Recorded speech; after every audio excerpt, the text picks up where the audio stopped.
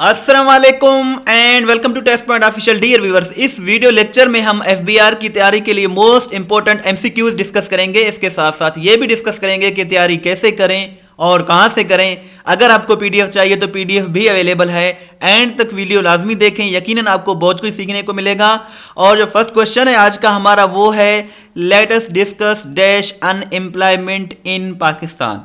सो unemployment इन पाकिस्तान का मतलब है पाकिस्तान में जो बेरोज़गारी है उसके बारे में चलें ये डिस्कस करते हैं। सो ये जो प्रेपोजिशन के रिलेटेड एक क्वेश्चन है, और प्रेपोजिशन आप जानते ही होंगे कि पार्ट्स ऑफ स्पीच का मोस्ट इंपॉर्टेंट टॉपिक है जिसके बारे में एग्जाम में ज़रूर क्वेश्चन पूछा जाता है। सो ये इसका जो करेक्ट आंसर है वो है नन ऑफ द अबव, क्योंकि डिस्कस एक ऐसा वर्ड है जिसके बाद को किसी भी प्रेपोजिशन की ज़रूरत नहीं होती है। इसमें अबाउट वाली सेंस इसके मीनिंग में ही आ रही है। So let us discuss about unemployment इन पाकिस्तान, ये इनकरेक्ट है। बहुत से लोग कहते हैं let us discuss about covid, let us discuss about India. So discuss के बाद इंडिया, डिस्कस के बाद जो अबाउट वर्ड है ये यूज़ करना सही नहीं है, इसका कोई भी सेंस नहीं बनता है। And usually no preposition required after words like discuss, explain, describe. So discuss about या एक्सप्लेन अबाउट या डिस्क्राइब अबाउट ये सारे गलत है। ये खुद ही उसकी सेंस दे रहे हैं, उनकी मीनिंग दे रहे हैं। सो ऐसे वर्ड्स के बाद किसी भी अबाउट, फार, इन का यूजली हम इस्तेमाल नहीं करते हैं। और जो नेक्स्ट क्वेश्चन है हमारा वो है IAEA स्टैंड्स फॉर व्हाट। अगर हम बात करें IAEA की, so it stands for international atomic energy agency. ये एक इंटरनेशनल इदारा है और इसको इस्टेब्लिश किया गया था 29 जुलाई 1957 को। 29 जुलाई 1957 इसका करेक्ट आंसर है। और इसका जो मकसद है, इसका जो पर्पज़ है वो है the peaceful use of nuclear energy, यानी कि ये जो न्यूक्लियर एनर्जी है, न्यूक्लियर जो जौहरी हथियार वगैरह हैं, इनका हम पीसफुल यूज़ करें। सो इसको ये इदारा वॉच करता है। सो इसे कहते हैं इंटरनेशनल एटॉमिक एनर्जी एजेंसी। और आपसे ये क्वेश्चन है कि इसका हेडक्वार्टर कहाँ है, ये आपने मुझे कमेंट सेक्शन में बताना है।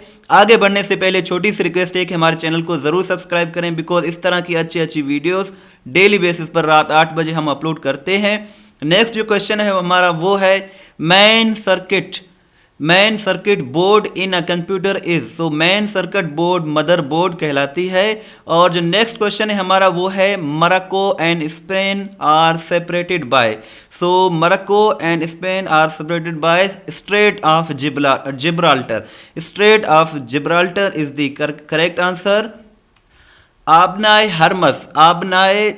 हरमस जो है ये ईरान के करीब है, लेकिन आबनाए जिब्राल्टर जो है ये अलहदा करता है दो ममालिक को। एक तो है मोरक्को जिसे हम मराकश कहते हैं, और दूसरा है स्पेन। ये आप देख सकते हैं, ये है स्पेन और ये है मोरक्को। और ये जो है इसे कहते हैं स्ट्रेट कहते हैं इंग्लिश में, और उर्दू में इस एरिया को, ऐसी जगह को जो दो समंदरों को अलहदा करे, और उसको हम कहते हैं आबनाए। उर्दू में कहते हैं आबनाए और इंग्लिश में कहते हैं स्ट्रेट। सो ये दो कंट्रीज़ हैं स्पेन, और स्पेन का जो कैपिटल है वो है Madrid. Madrid is the capital of Spain.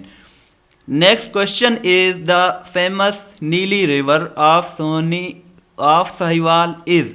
सो इसका जो करेक्ट आंसर है वो है buffalo. Buffalo is the correct answer here. What was the relationship between prophet Musa and prophet Harun. So prophet Musa और प्रॉफिट हारून ये दोनों भाई थे, ब्रदर्स थे। सो हज़रत मूसा के जो बड़े भाई थे वो थे हज़रत हारून। सो ये दोनों भाई थे जिनका जिक्र कुरान मजीद में भी है।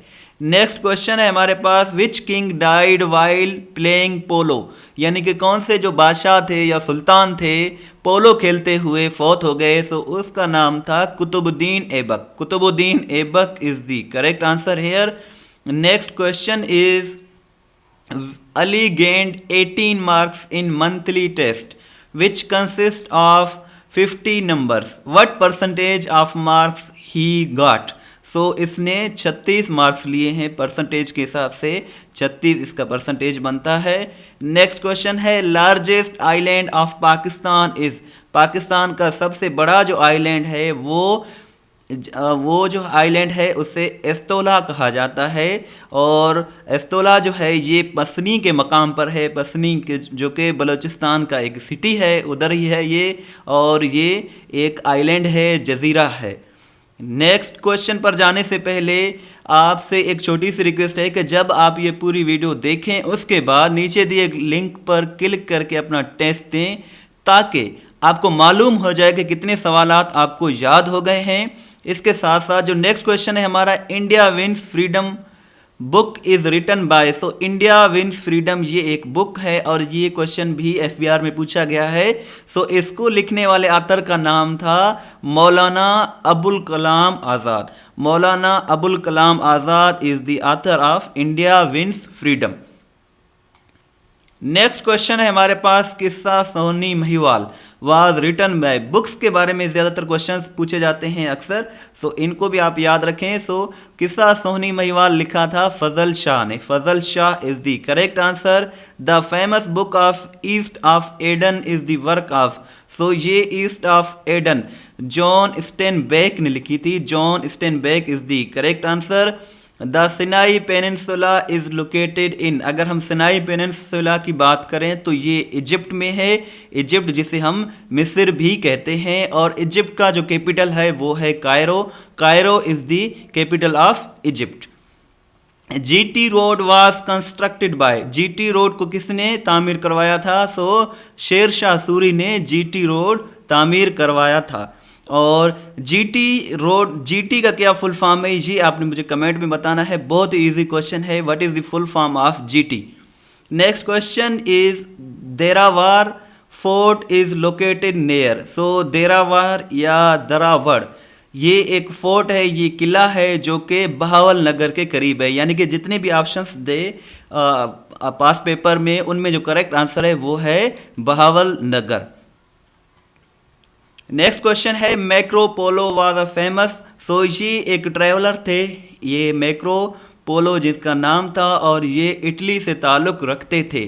सो traveller and Italy, traveller was his passion and his occupation but he belong to Italy. ये दोनों इंपॉर्टेंट क्वेश्चंस हैं। When Magna Carta signed by King John of England, ये भी एफबीआर का रिपीटेड क्वेश्चन है और इसका करेक्ट आंसर है 1215 में इस पर साइन किए गए थे, 15 जून 1215 यानी कि 15/6/1215 पर इस पर साइन किए गए थे। For how many years Mughal emperors ruled over India, कितने सालों तक मुगल बादशाहों ने इंडिया पर हुकूमत की थी? सो 331 इसका करेक्ट आंसर है।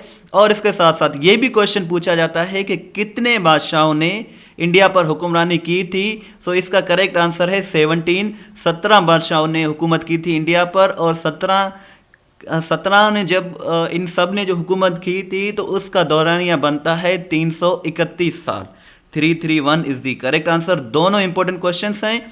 Doctor Ahmed Sukarno was the president of, doctor Ahmed Sukarno ये इंडोनेशिया के प्रेसिडेंट थे, और ये भी याद रखें कि ये इंडोनेशिया के फर्स्ट प्रेसिडेंट थे, इसीलिए इसका क्वेश्चन पूछा गया है। इंपॉर्टेंट पर्सनालिटी हैं, ये इंडोनेशिया के थे और ये 1945 से लेकर 1967 तक प्रेसिडेंट रहे थे और फर्स्ट प्रेसिडेंट थे इंडोनेशिया के।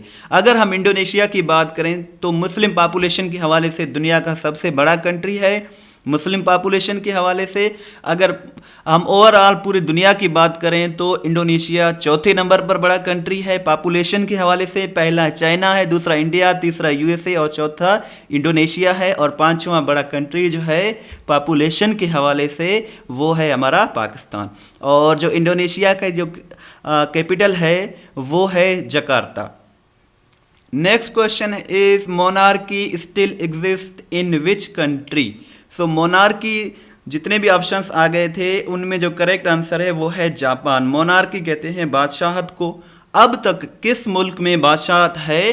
सो अब तक जापान में है बादशाहत कायम है अब भी, आज भी। और अभी जो इस वक्त के जो मोनार्क हैं, जो बादशाह हैं, या फिर जिसे आप किंग भी कह सकते हैं, सुल्तान भी कह सकते हैं, वो हैं नारूहितो ये इसके अब जो हैं बादशाह हैं। अगर हम जापान की बात करें तो जापान एशिया का एक कंट्री है जिसकी पॉपुलेशन करीब 12 से 13 करोड़ है, और यही वो कंट्री है जिस पर 1945 में एटमी धमाके किए गए थे। और जो नेक्स्ट क्वेश्चन है हमारा वो है DRM is the secret agency of which country. So DRM France का एक सीक्रेट एजेंसी है, और DRM का फुल फॉर्म है directorate of military intelligence. Directorate of military intelligence ये सीक्रेट एजेंसी है, खुफिया इदारा है। किस मुल्क का? फ्रांस का। फ्रांस जो कि यूरोप का एक कंट्री है, और जिसका जो कैपिटल है वो है पेरिस, और FATF का हेडक्वार्टर भी पेरिस में है। ये सारे इंपॉर्टेंट क्वेश्चंस हैं। और जो नेक्स्ट क्वेश्चन है वो है headquarters of FBI located in which country. अगर हम FBI की बात करें तो इसका हेडक्वार्टर वाशिंगटन में है, वाशिंगटन जो कि USA का कैपिटल है। और ये FBI का जो फुल फॉर्म है वो है federal board of investigation. Federal board of investigation ये एक इदारा है USA का, अमेरिका का, और ये इसका जो हेडक्वार्टर है वो वाशिंगटन में है, न्यूयॉर्क में नहीं है। न्यूयॉर्क भी इम्पोर्टेंट सिटी है, सबसे बड़ा सिटी है USA का, लेकिन कैपिटल जो है वो है वाशिंगटन DC, और DC का मतलब होता है डिस्ट्रिक्ट ऑफ कोलंबिया।